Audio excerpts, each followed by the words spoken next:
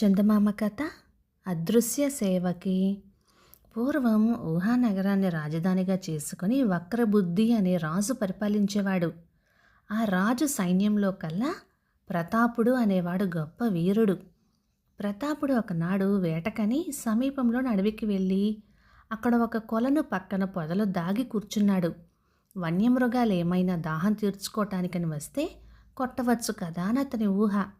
ఎంతసేపు కనిపెట్టుకుని ఉన్నా ఆనాడు అడవి జంతువులేవి రాలేదు. కానీ సాయంత్రం పడేసరికి ఆకాశం మీద నుంచి 7 హంసలు వచ్చి వాలినాయి. ఆ హంసల్ని చూసి మెచ్చుకుంటూ ఉండగా అవి రెక్కలు తీసి గట్టు మీద పెట్టినాయి. అలా పెట్టిన వెంటనే ఆ 7 హంసలు అపరూప సుందరమైన 7 దేవకన్యలుగా మారిపోయినాయి. కిలకిల నవ్వుతో వారు కొలనులోకి చొరబడి జలక్రీడలు ఆరంభించారు. చప్పుడు చేయకుండా ప్రతాపుడు బయటకొచ్చి రెక్కలన్నింటిలోనూ మిక్కిలి అందమైన ఒక జతను చేతపుచ్చుకొని మళ్ళీ దాక్కున్నాడు. దేవకన్యలు తనివి తీర జలకాలాడి గట్టుపైకొచ్చి ఎవరి రెక్కలు వాళ్ళు ధరించి మళ్ళీ హంసలుగా మారి రివ్వుమని ఎగిరిపోయారు. అయితే అలా ఎగిరిపోగలిగింది 6 మాత్రమే. 7వ అమ్మాయి తన రెక్కల జత కోసం అని కొలను వద్దనే ఆగిపోవలసి వచ్చింది. ఆ దేవకన్యను చూడగా ప్రతాపుడికి మక్కువ పుట్టింది. ఆమె రెక్కలు పోయినందుకు దిగులు పడి, నా రెక్కలు తీసుకున్న వారెవరో దయ ఉంచి వాటిని నాకు ఇచ్చేయండి. పిల్లలు గన్న తల్లిదండ్రులైతే వారు నన్ను ఒక కూతురిగా ఎంచుకొనవచ్చు. కన్య అయితే నేను చెల్లినై ఉంటాను. పెండ్లిగాని పురుషుడే అయినట్లయితే పెండ్లి చేసుకుంటాను. దయ ఉంచి నా రెక్కలు నాకు ఇచ్చేయండి అని జాలిగా ప్రార్థించింది. ఈ మాటలు చెవిన పడటంతోనే పొదలో దాగి ఉన్న ప్రతాపుడు రెక్కలతో బయటకొచ్చి, ఇవిగో నీ రెక్కలు, వీటిని ధరించి హంసవై స్వేచ్ఛగా మీ లోకానికి ఎగిరిపో. మీ వాళ్ళ నుండి నిన్ను వేరు చేసి బాధ పెట్టినందుకు మన్నించు అన్నాడు. దేవకన్య రెక్కలు పుచ్చుకోలేదు. మీరెవరో ఉత్తముల్లాగా ఉన్నారు. మానవులలో కూడా ఇంత మంచి వాళ్ళు ఉన్నారా? ఇంత అందమైన వాళ్ళు ఉన్నారా అంది ఆశ్చర్యంగా. అందుకు ప్రతాపుడు, అంతగా మెచ్చుకుంటున్నావు గనక పోనీ నన్ను పెళ్లి చేసుకోకూడదా అని అన్నాడు. ఏమంటుందో చూద్దాము అని.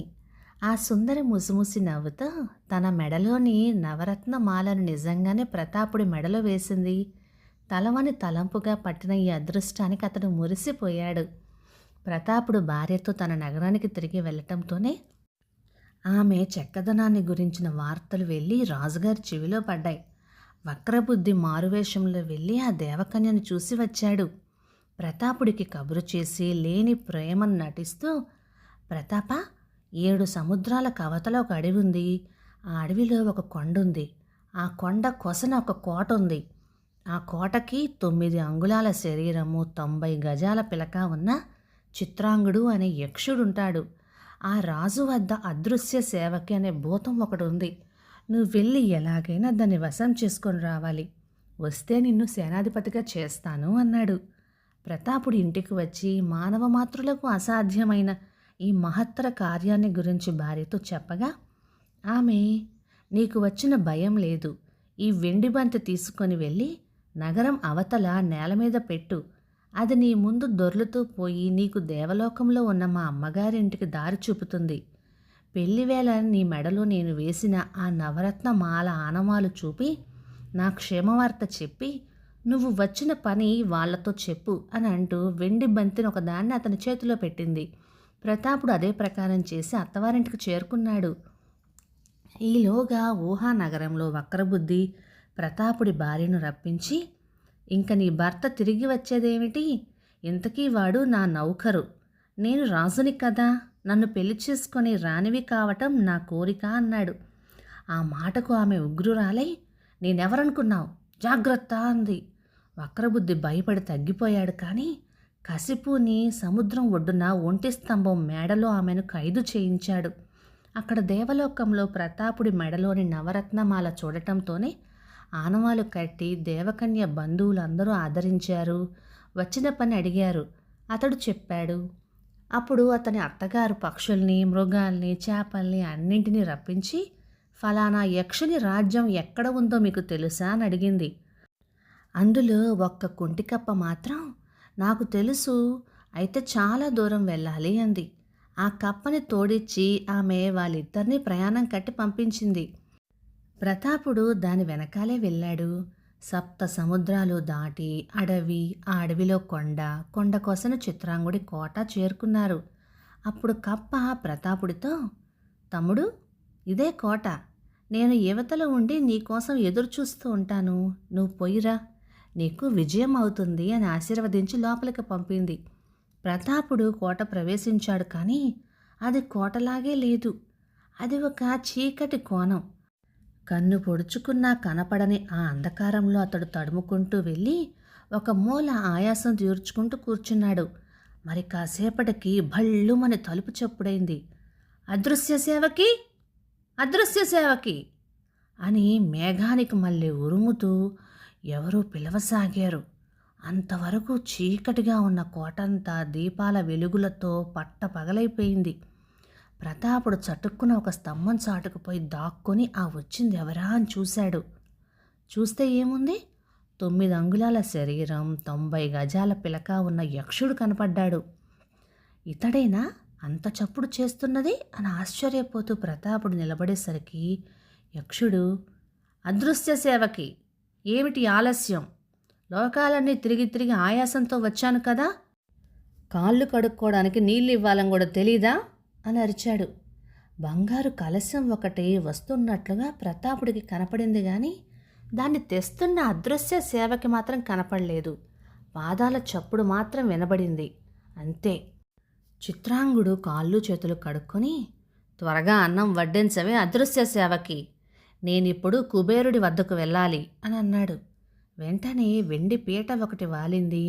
దాని ముందు బమిడి ఆకు ఉంచబడింది.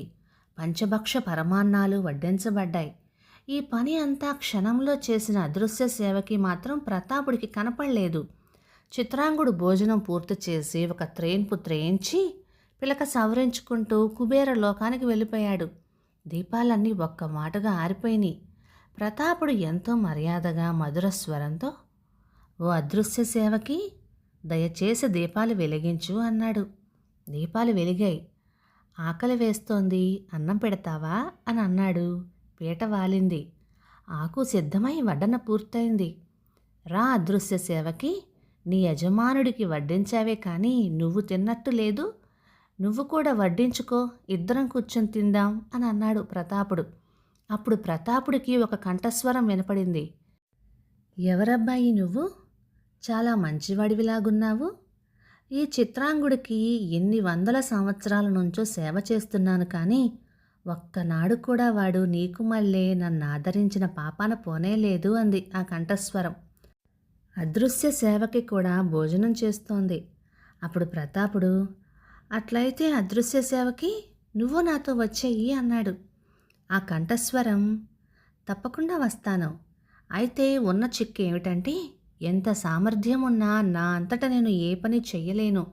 అదృశ్య సేవకి నువ్వు నాతో రా అని ఆజ్ఞాపించు, ఈ క్షణంలోనే బయలుదేరుతాను అంది. ఇంకేముంది, అదృశ్య సేవకి తన కిటుకు ఏమిటో చెప్పేసింది. తన ఒక్క ఆదరణ వాక్యం ఆ భూతాన్ని ఎంతలో వశం చేసుకుంది. అదృశ్య సేవకి నాతో రా అన్నాడు ప్రతాపుడు. అతని వెనకాలే అడుగుల చెప్పుడు వినపడింది. కోట అవతల కాచుకున్న కుంటికప్ప కంటపడటంతోనే ప్రతాపుడు, అదృశ్య సేవకి, ఈ కప్ప నా ప్రాణమిత్రుడు, దీని కుంటి పోగొట్టు అని అన్నాడు. కప్పకాలు చెక్కబడి ఆనందంతో అది తైతక్కలాడింది. అదృశ్య సేవకి, మమ్మల్ని అత్తవారింటికి చేర్చు అన్నాడు. మరుక్షణంలో వాళ్ళు అక్కడికి చేరుకున్నారు. అత్తగారు జరిగిన సంగతంతా విని ప్రతాపుడితో, నాయనా, నీ మంచితనమే నీకు సమస్తాన్ని వశం చేస్తోంది. నీ మంచితనమే నా కూతుర్ని ఆకర్షించి నీకు భార్యగా చేసింది. నీవు చూపిన దయ, ఆదరణ ఇవే ఈ భూతాన్ని నీకు వశం చేశాయి. త్వరగా వెళ్ళు, మా పిల్ల ఆపదలో ఉంది, కాపాడుకో అని చెప్పింది. తర్వాత ప్రతాపుడు, అదృశ్య సేవకి, నన్ను ఊహానగరానికి చేర్చు అన్నాడు. అక్కడ చేరుకోవటంతోనే ప్రతాపుడు తన భార్యను చెరలో ఉంచిన వక్రబుద్ధితో, దుర్మార్గుడా, నువ్వు నా పట్ల తలపెట్టిన ద్రోహానికి క్షమాపణ కోరుకో, లేదంటే అనేటంతలోనే రాజు, చూస్తారేమర్రా, వీణ్ణి చీరేయండి అని ఆజ్ఞాపించాడు. అదృశ్య సేవకి, ఈ వీరులందరికీ తగినట్టుగా శాస్తి చేసి బుద్ధి చెప్పు అని అన్నాడు ప్రతాపుడు. అదృశ్య సేవకి ఆ వీరులందరి జుట్టు కలిపి ముడిపెట్టి ఆ ముడి దొరకబుచ్చుకొని దూరంగా ఒక చోట కూలవేసి వచ్చింది. వక్రబుద్ధి కత్తి దూసి ప్రతాపుడి మీదకే దూమికాడు. అదృశ్య సేవకి వీడి పని పట్టు అన్నాడు ప్రతాపుడు. అందరూ చూస్తూ ఉండగా వక్రబుద్ధి తల క్రిందులైపోయాడు. 2 తాళ్ల ప్రమాణాన్ని పైకి వెళ్ళిపోయాడు. అక్కడి నుంచి వాణ్ణి అదృశ్య సేవకి వదిలేసింది. వక్రబుద్ధి తల 100 ముక్కలయింది. తర్వాత ప్రతాపుడు ఊహానగరానికి రాజయ్యాడు. దేవకన్య రాణి అయ్యింది. సుఖంగా ఉన్నారు. అదృశ్య సేవకి ఉండనే ఉందిగా, ఇంకా వేరే సేనాధిపతి ఎందుకు? కథ సమాప్తం. ఇక ఈ కథ 1952 ఆగస్టు నెల చందమామలో వచ్చింది. రచయిత కెఎస్ రాజగోపాల్ గారు, కడప నుంచి.